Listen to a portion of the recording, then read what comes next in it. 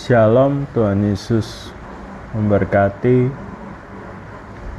Renungan firman Tuhan dengan tema lebih dari pemenang sejati. Firman Tuhan terambil dari Roma 8 ayat 37 sampai yang ke-39. Tetapi dalam semuanya itu kita lebih daripada orang yang menang oleh Dia yang telah mengasihi kita. Sebab aku yakin bahwa baik maut maupun hidup, baik malaikat-malaikat maupun pemerintah-pemerintah, baik yang ada sekarang maupun yang akan datang, atau kuasa-kuasa baik yang di atas maupun yang di bawah, ataupun sesuatu makhluk lain tidak akan dapat memisahkan kita dari kasih Allah yang ada dalam Kristus Yesus Tuhan kita. Saudara, jangan skip renungan ini, karena di dalam renungan ini akan memberkati hidup saudara, terutama di bagian yang terakhir, poin yang terakhir pasti akan memberkati hidup saudara. Jadi jangan skip firman Tuhan ini, dengarkan sampai selesai, biarlah hidup saudara mengalami kemenangan yang sejati. Saudara, di dalam Roma 8 ayat 37 sampai 39 ini Paulus menekankan tentang kita lebih daripada pemenang. Kenapa kalau Paulus menekankan kita ini lebih daripada pemenang? Karena apakah kita hebat? Apakah kita luar biasa? Bukan, saudara. Tetapi Paulus menekankan kita lebih dari pemenang, artinya kita menikmati kemenangan. Yang berperang itu bukan kita, tetapi pribadi Kristus. Satu analogi yang lebih tepat adalah seperti Chris John. Dia seorang petinju yang selalu menang. Dia selalu bertinju dan dia menang. Dan ketika dia menang, orang yang paling menikmati kemenangan, hari hasil kemenangan Chris John itu siapa? Yaitu istrinya, anaknya. Sama dengan kita, Kristus berperang buat kita, Kristus menaklukkan dunia ini, Yesus Kristus mengalahkan iblis, mengalahkan segala sesuatu di dunia ini melalui karya salib Kristus di atas buka bumi ini. Melalui kematiannya, melalui karya salibnya, Tuhan Yesus Kristus mengalahkan dunia ini, mengalahkan segala sesuatunya. Dan dengar baik-baik, kita yang menikmati kemenangan, kita yang menikmati hasil kemenangan yang Tuhan Yesus sudah kerjakan di atas kayu salib. Dan kita menikmati, oleh sebab itu kita lebih daripada pemenang. Bagaimana kita bisa menikmati hasil kemenangan yang Tuhan Yesus sudah lakukan di atas kayu salib, yang dia sudah kerjakan buat kita, dia yang sudah berperang buat kita, memberikan kita kemenangan. Bagaimana? Yang pertama di dalam Roma 8 ayat 31, tetapi dalam semuanya itu kita lebih daripada orang yang menang oleh Dia yang telah mengasihi kita. Yang pertama, kita harus yakin bahwa setiap kita itu sangat spesial, sangat dikasihi oleh Tuhan Yesus. Seringkali kita tidak yakin bahwa kita ini spesial, kita orang yang paling dikasihi. Satu contoh di dalam Alkitab, tokoh yang sangat kita kagumi dan sangat besar, yaitu Yohanes. Saudara, kalau kita baca kitab Injil Yohanes, Yohanes itu merasa orang yang paling lebih dikasihi dari murid yang lain. Kalau saudara baca, Yohanes itu menjadi pribadi yang sangat dekat, sangat akrab, sangat mengerti Tuhan, dan Tuhan sangat mengasihi dia. Dia merasa hidupnya spesial. Satu contoh, kenapa kalau saya bilang Yohanes ini spesial? Semua murid Yesus, meninggal karena martir. Tetapi berbeda dengan Yohanes. Yohanes, dia ditangkap, dia digoreng, dia tidak meninggal ketika digoreng. Bayangkan, saudara masuk dalam minyak goreng, dia tidak meninggal digoreng. Lalu sehingga dia dibuang di pulau Patmos, sehingga dia dapat menulis kitab Wahyu.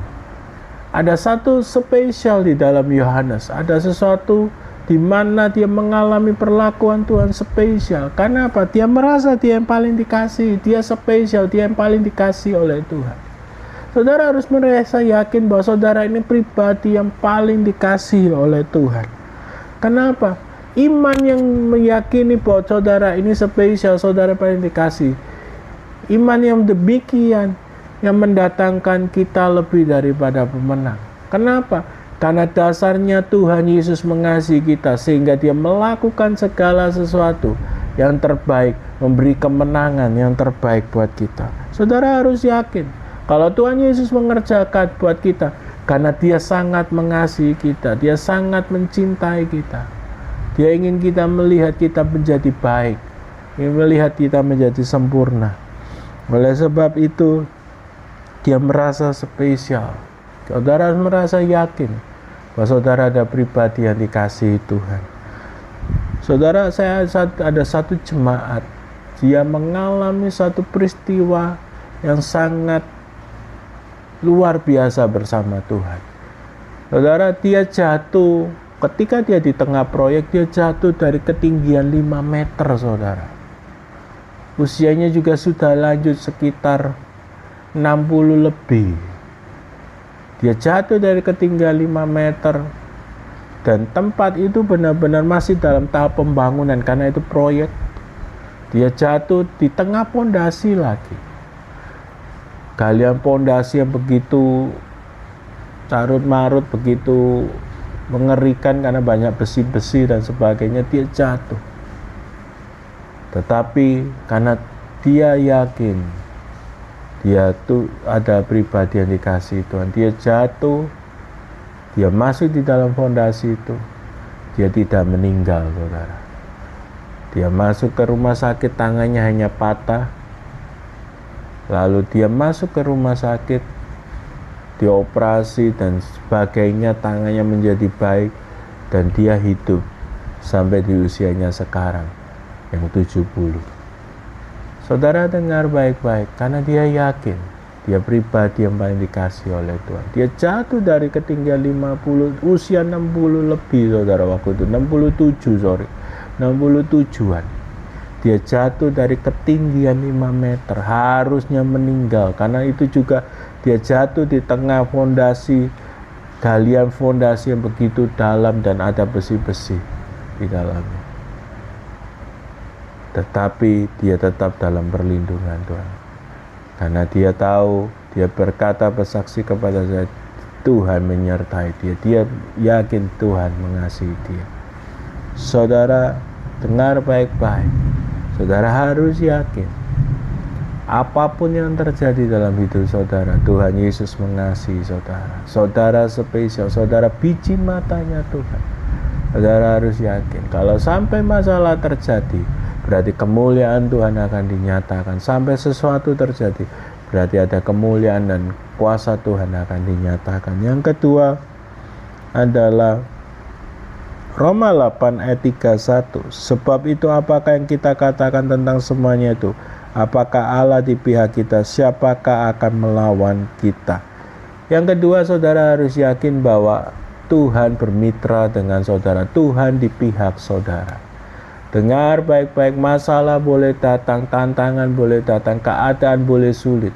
Tetapi dengar baik-baik, asal saudara bermitra dengan Tuhan dan saudara yakin bahwa Tuhan bersama-sama dengan saudara, Tuhan ada di pihak saudara, saudara tidak perlu takut. Maka saudara, kemenangan pasti menjadi milik saudara. Asal Tuhan bermitra dengan saudara, asal Tuhan di pihak saudara, masalah sebesar apapun, situasi semengerikan apapun, semuanya akan selesai. Semuanya dalam sekejap akan beres. Karena apa? Kuasa Tuhan bekerja dalam hidup saudara. Ketika saudara bermitra dengan Tuhan, semuanya akan Tuhan bereskan. Bukan saudara yang hebat, tapi Tuhan yang menyertai saudara. Tuhan yang luar biasa, Tuhan yang punya langit dan bumi, Tuhan yang berkuasa atas segala sesuatunya. Satu contoh di dalam Alkitab yaitu tentang 5 roti 2 ikan. Di mana ketika mereka mempunyai 5 roti 2 ikan, yang harus memberi makan 5.000 orang. Secara logika tidak mungkin bisa dihitung, dipotong sekecil apapun, tidak mungkin bisa. Tetapi karena mereka bermitra, di situ ada Tuhan Yesus, ada bermitra dengan Tuhan. 5 roti 2 ikan itu bisa memberi makan 5.000. Di Kana, pernikahan di Kana, bagaimana air saja di dalam pernikahan itu mereka kehabisan anggur, air saja yang tinggal. Tetapi ketika bermitra dengan Tuhan, air putih, air biasa itu berubah menjadi air anggur, sehingga pernikahan itu tetap berjalan, tetap berlangsung. Dengar baik-baik, dalam kehidupan kita, asal kita bermitra dengan Tuhan, asal Tuhan menyertai kita, asal saudara harus yakin bahwa Tuhan ada di pihak saudara, maka situasi apapun dalam hidup saudara, keadaan apapun dalam hidup saudara, akan dibereskan oleh kuasa Tuhan. Bukan saudara yang melakukan, tapi Yesus yang dahsyat yang menyertai saudara. Ketika saudara melihat kemenangan, jangan saudara berkata, ini karena saya hebat. Tidak, tetapi karena Tuhan yang hebat menyertai saudara, melakukan mujizat, menyatakan kemuliaannya. Yang ketiga, Roma 8 ayat yang 38. Sebab aku yakin bahwa baik maut maupun hidup, baik malaikat-malaikat maupun pemerintah-pemerintah, baik yang ada maupun sekarang maupun yang akan datang, semua takluk. Saudara, dengar baik-baik. Yang ketiga adalah semua takluk di bawah kaki Yesus.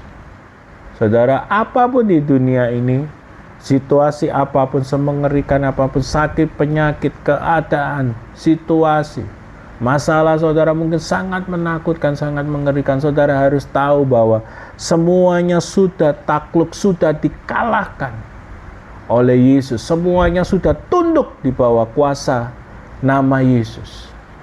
Dengar baik-baik, nama Yesus itu berkuasa atas masalah saudara. Jangan takut.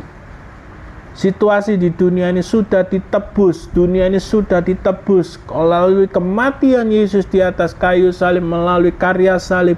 Dunia ini sudah ditebus. Situasi hidup manusia itu sudah ditebus. Situasi, keadaan, masalah kita sudah ditebus. Sakit, penyakit, kekurangan, penderitaan kita sudah ditebus, sudah ditaklukkan, sudah dikalahkan Yesus di atas kayu salib. Saudara harus tahu itu.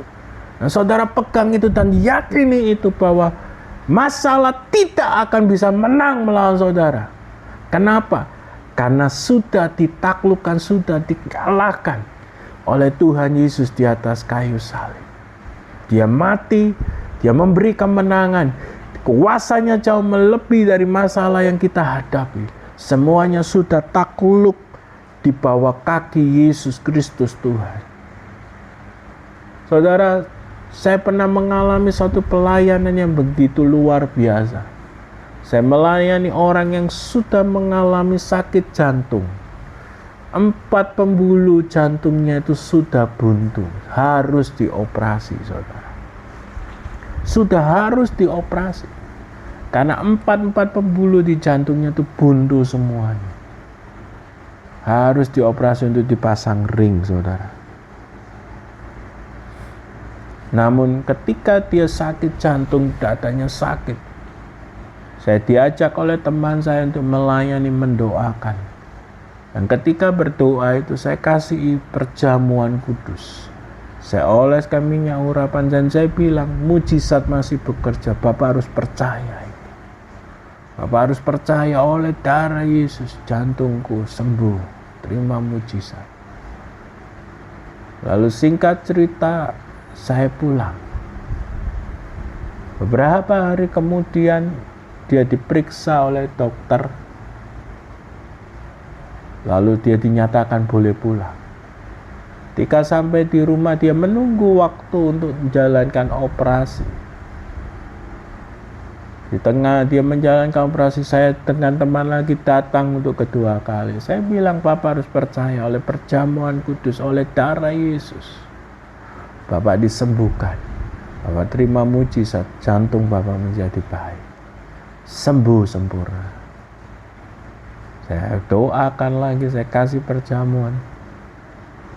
Lalu beberapa hari kemudian dia harus kontrol untuk periksa untuk kapan diputuskan operasi. Ketika dia mau kontrol, alatnya rusak untuk memeriksa jantung. Lalu saya bertemu lagi untuk kali yang ketiga. Dia bilang kepada saya waktu kontrol alatnya rusak. Saya bilang, semakin besarkan iman. Bapak sembuh, Bapak terima mujizat. Lalu dia waktu operasi setelah tiba. Dia waktu dioperasi dia diperiksa lagi. Dan waktu pemeriksaan ada pembuluh yang baru. Saudara, secara logika tidak mungkin ada pembuluh baru. Karena empat-empatnya sudah buntu. Tetapi ada pembuluh baru yang menggerakkan jantung yang buntu. Empat-empatnya itu bergerak kembali dan keluar dari pembuluh itu. Ada pembuluh darah yang kelima yang Tuhan buat di jantungnya, sehingga dokter bilang kau tidak perlu operasi karena darahnya sudah berjalan. Peredaran darah di jantungnya mulai berjalan dan dia dinyatakan tidak perlu operasi, dia menjadi baik. Sebelum dia dioperasi, dia diperiksa, dokternya sampai kaget, saudara, yang periksa. Karena ada pembuluh yang kelima, pembuluh darah yang kelima yang bergerak darah.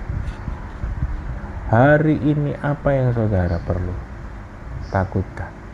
Semuanya sudah dikalahkan di atas, semuanya sudah ditaklukkan. Semuanya sudah ditebus Tuhan Yesus di atas kayu salib.